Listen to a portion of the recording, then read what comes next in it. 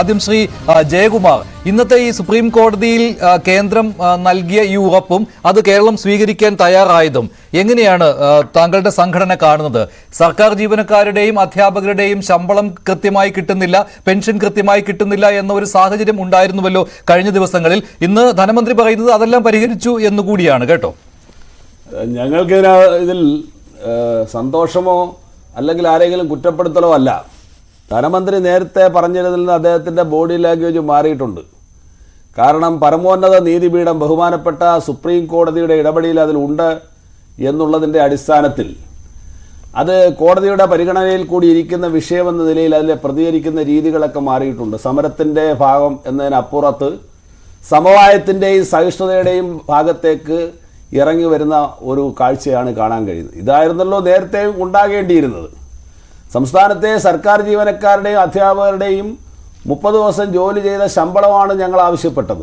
ഇത് ഞങ്ങളുടെ സ്വത്താണെന്ന് ബഹുമാനപ്പെട്ട സുപ്രീം കോടതി തന്നെ പലവട്ടം പറഞ്ഞിട്ടുള്ളതാണ്. ലാ ഓഫ് ദ ലാൻഡിൻ്റെ ഏറ്റവും സുപ്രധാന വിധികൾ അക്കാര്യത്തിലുണ്ട്. ഇപ്പോഴും തീർച്ചയായും പരിഗണനയ്ക്ക് വന്നിരിക്കുന്ന വിഷയം അത് തന്നെയാണ് എന്ന് ഞങ്ങൾ ഉറച്ചു വിശ്വസിക്കുന്നു. സംസ്ഥാനത്തെ ജീവനക്കാർക്ക് ശമ്പളം കൊടുക്കാൻ കഴിയുന്നില്ല എന്ന ചിത്രം കേരളത്തിൽ പുറത്തു വന്നിട്ടുണ്ട്. അത് ഗുരുതരമായ പ്രത്യാഘാതമുണ്ടാക്കുന്ന കാര്യമാണ് ഒരു രാജ്യത്തെ സംബന്ധിച്ചിടത്തോളം. സാധാരണക്കാർക്ക് കൊടുക്കുന്ന സർവീസ്, അതുമായി ബന്ധപ്പെട്ട അധ്യാപകർ അവർക്ക് ശമ്പളം കൊടുക്കുന്നില്ല. ഈ ഫെഡറൽ സംവിധാനത്തിൽ എപ്പോഴും ശമ്പളം കൊടുക്കാനുള്ള തുക, ഭരണപരമായ ചെലവ് കേന്ദ്രം കൃത്യമായി കൊടുക്കുന്നതാണ്.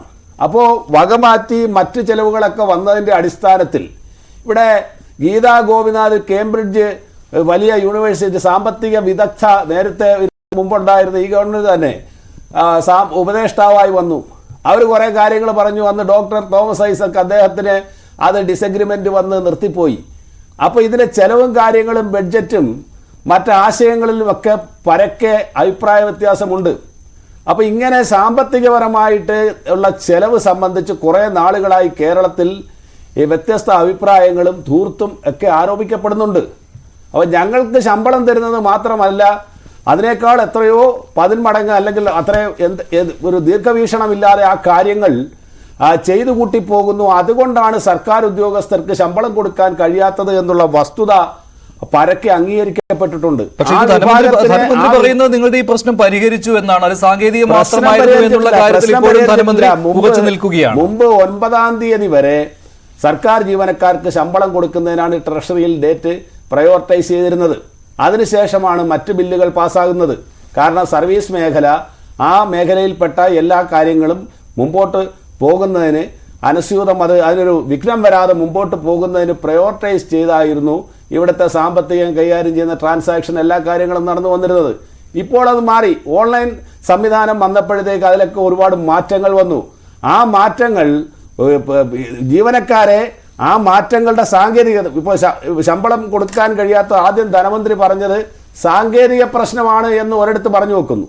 മറ്റൊരിടത്ത് അദ്ദേഹം പറയുന്നത് ഇത് സാങ്കേതിക പ്രശ്നമല്ല, കേന്ദ്രം കടം നൽകാത്തത് കൊണ്ടാണ്, അതിന് പരിധി വെട്ടിക്കുറച്ചു അല്ലെങ്കിൽ നിയന്ത്രണം ഏർപ്പെടുത്തി എന്നുള്ളത് കൊണ്ടാണെന്ന് മറ്റൊരിടത്ത് പറഞ്ഞു വയ്ക്കുന്നു. അപ്പോൾ ഇപ്പോൾ വന്നിരിക്കുന്ന ഒരു സാഹചര്യം കേന്ദ്രത്തിൽ നിന്ന് ലോൺ എടുക്കാൻ അല്ലെങ്കിൽ കടമെടുക്കാനുള്ള പരിധി കൂട്ടി അല്ലെങ്കിൽ ആവശ്യപ്പെട്ട തുക കിട്ടുന്നു എന്നുള്ള സാഹചര്യമാണ്. ഇതെല്ലാം വന്നു കഴിയുമ്പോൾ ദിവസങ്ങൾ കഴിഞ്ഞു, 10 ദിവസം, 6-ാം തീയതി കഴിഞ്ഞു, അല്ലെങ്കിൽ ഇനി 2-3 അവധി ദിവസങ്ങളിൽ എങ്ങനെ നടക്കുമെന്ന് അറിഞ്ഞുകൂടാ.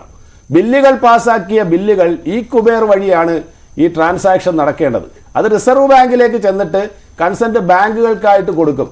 അതൊരു മണിക്കൂറിൽ 1000-2000 എന്ന രീതിയിലാണ് എൻ്റെ സെർവറും അതിൻ്റെ കാര്യങ്ങളും ഒക്കെ പോകുന്നത്.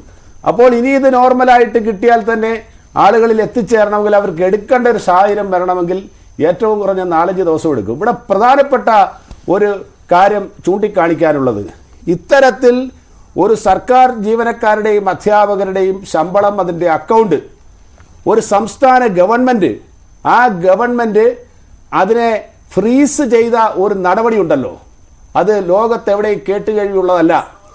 ഇവിടെ കേന്ദ്ര ഗവൺമെൻറ് നോട്ട് നിരോധനം കൊണ്ടുവന്നപ്പോൾ ഇവിടെ വലിയ പ്രക്ഷോഭം നടത്തിയ ആളുകളാണ്. രാജ്യത്തെ അപകടത്തിലാക്കിയിരിക്കുന്നു, നോട്ട് നിരോധനം വന്നിരിക്കുന്നു, എല്ലാവരുടെയും അക്കൗണ്ടിൽ കയറിയിരിക്കുന്നു, അവർക്ക് 2000 രൂപ മാത്രമേ എടുക്കാൻ കഴിയൂ ATM തല്ലിപ്പൊളിക്കുന്നു, എന്തെല്ലാം കഴിഞ്ഞവരാ. ഇവിടെ സർക്കാർ ജീവനക്കാരുടെയും അധ്യാപകരുടെയും ശമ്പളത്തിന്റെ അക്കൗണ്ട്, ആ അക്കൗണ്ടിൽ അവർക്ക് മുമ്പ് കിട്ടിയ ശമ്പളം ഉണ്ടാകാം, ലോൺ എടുത്ത തുകയുണ്ടാകാം, മറ്റവരുടെ കരുതൽ സമ്പാദ്യം ഉണ്ടാകാം.